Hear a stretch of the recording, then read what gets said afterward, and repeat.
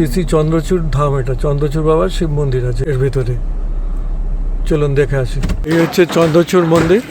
দেখুন নৃসিংহ ভগবানের মূর্তি, দেখুন উপরে সিদ্ধেশ্বরী মা, দুর্গা মা,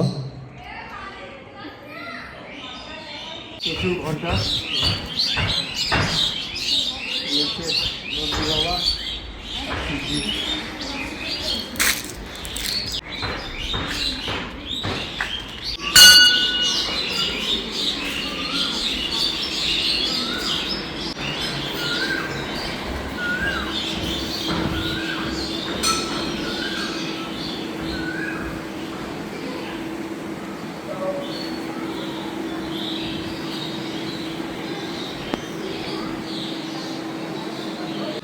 বটবৃক্ষ।